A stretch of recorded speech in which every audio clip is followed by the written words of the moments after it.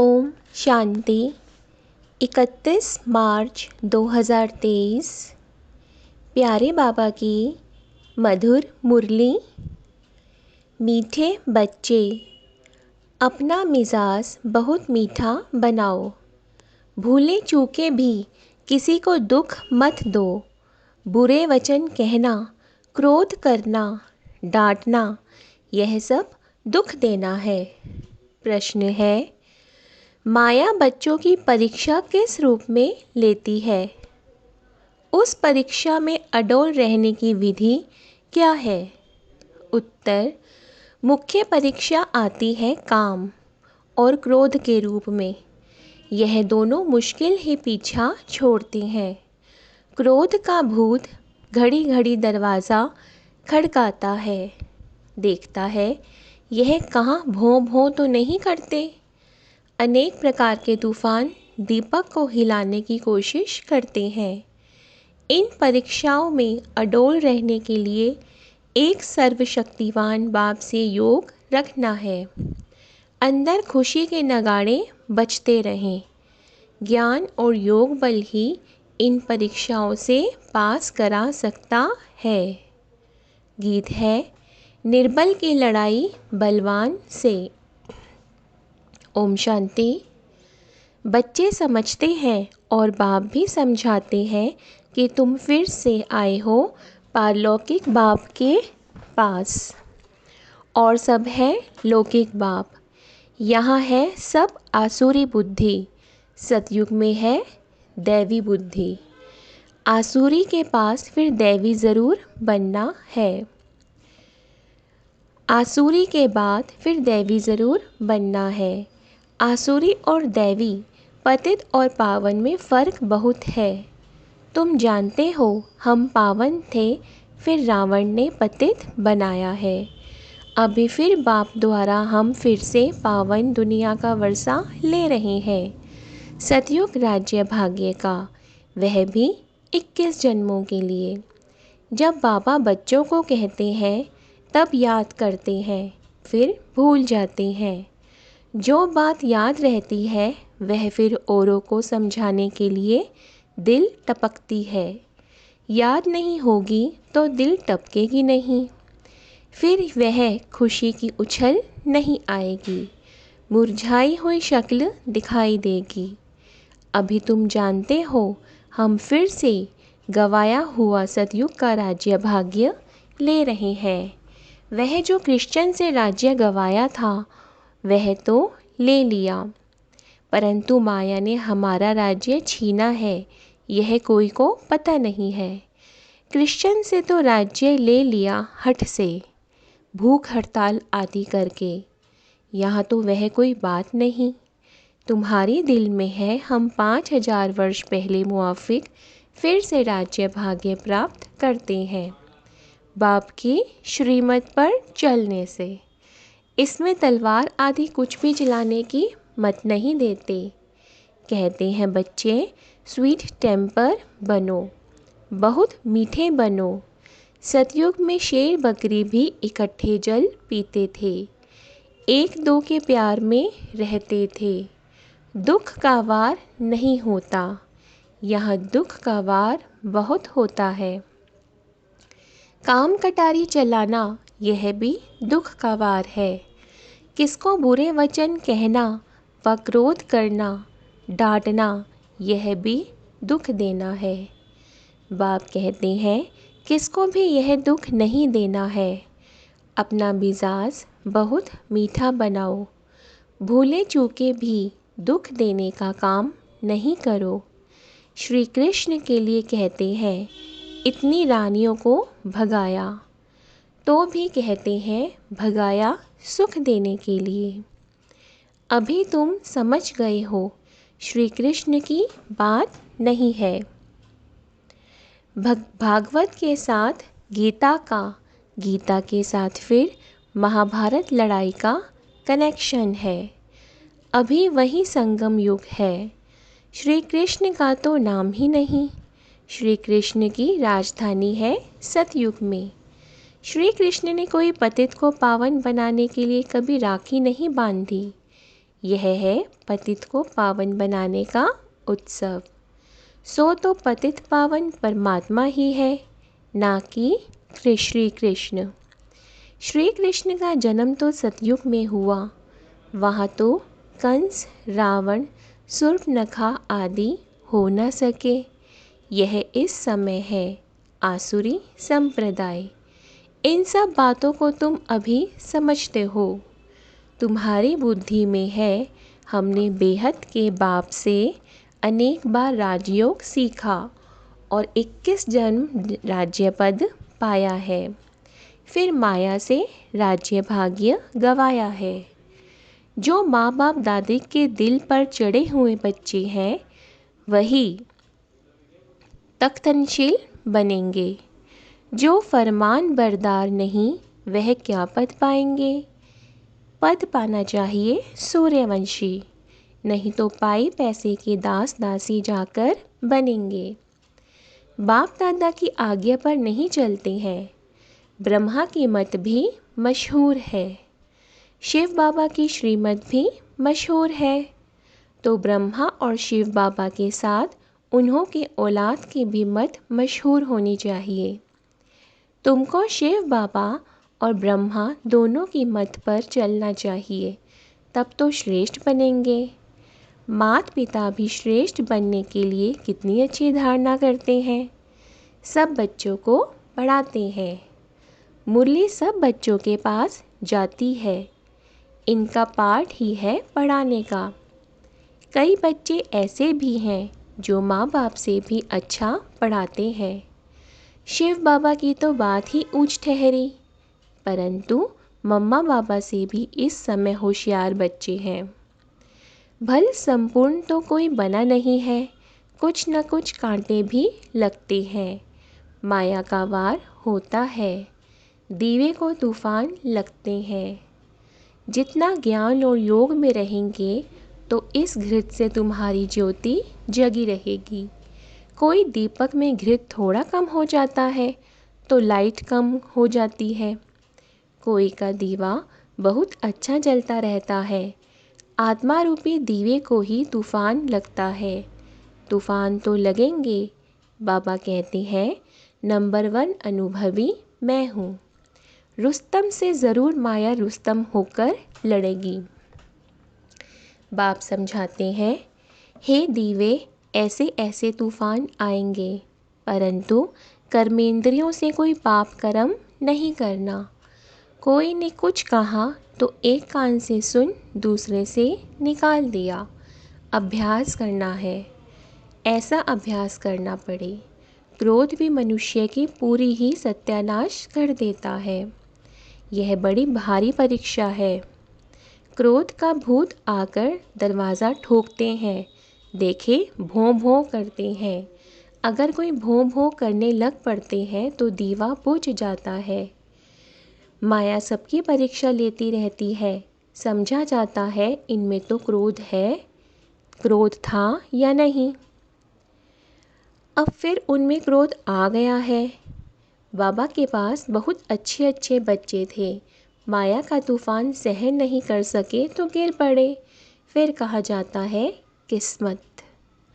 इस परीक्षा में ठहर नहीं सकते। बच्चों को तो परीक्षा में बड़ा अडोल रहना है। अंगद मिसल, यह भी एक मिसाल है। तुम बच्चों के अंदर खुशी के नगाड़े बजने चाहिए। सर्वशक्तिवान बाबा के साथ योग रखने से मदद आपे ही मिलती रहती है। कोई हथियार पवार नहीं लेते। बाबा सब युक्ति सिखलाते हैं। बाबा को याद करो तो विक्रम विनाश होंगे। क्रोध की भी स्टेजेस होती हैं। काम का भूत तो बड़ा खराब है। शल कोई में काम का भूत फिर से प्रवेश ना करें। उनको योग बल से निकाल देना है। योग से ही क्रोध का भूत भी निकलता है। घड़ी घड़ी दरवाज़ा खटकाते हैं। कहाँ मार्जिन देखी और घुस पड़ते। यह 5 चोर अंदर बहुत घाटा डाल देते हैं। हम कितने साहूकार थे, 5 विकारों ने कितना कंगाल बना दिया है। इनका बड़ा सरदार है काम। सेकंड नंबर में है क्रोध। काम बच्चू बादशाह है।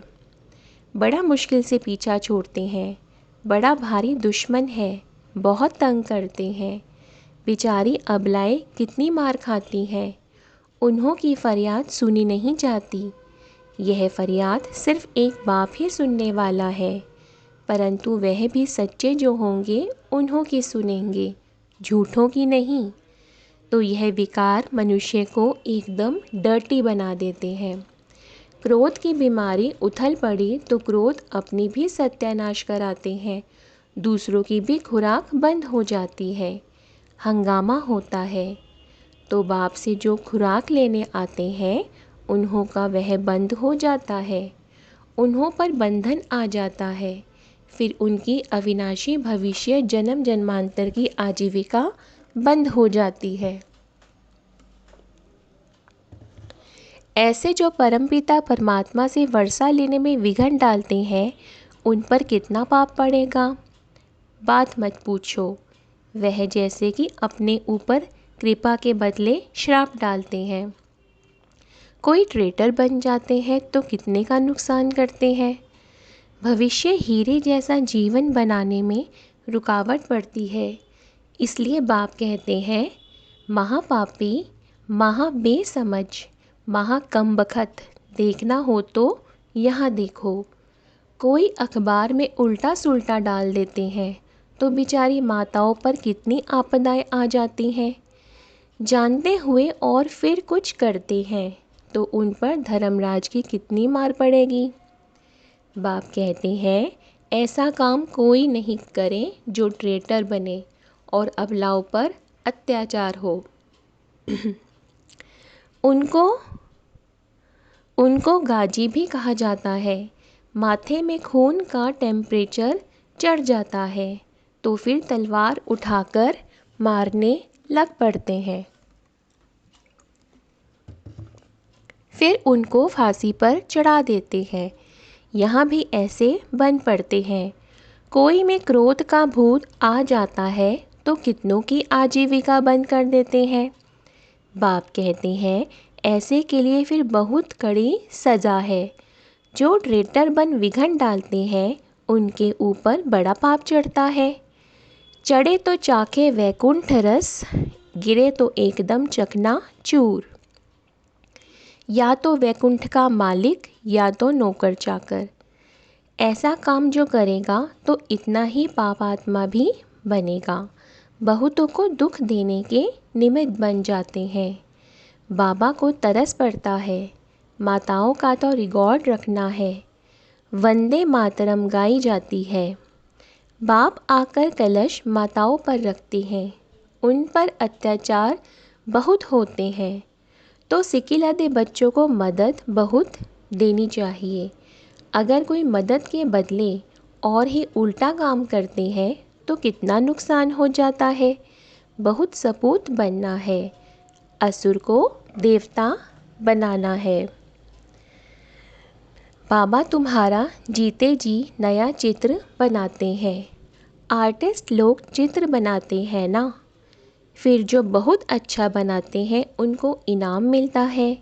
यह बाप कहते हैं, मैं ज्ञान और योग बल से तुम्हारे चित्र ऐसे बना रहा हूँ जो तुमको यह शरीर छोड़ने के बाद एकदम फर्स्ट क्लास शरीर मिल जाएगा।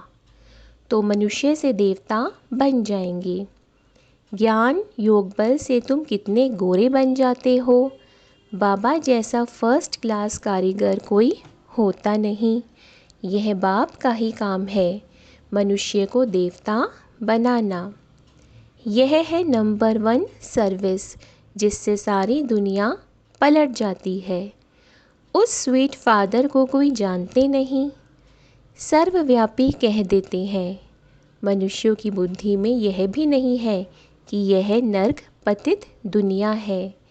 यह सिर्फ तुम बच्चों की ही बुद्धि में है। बड़े बड़े करोड़पति सबका धन मिट्टी में मिल जाएगा, बड़े दुखी हो मरेंगे।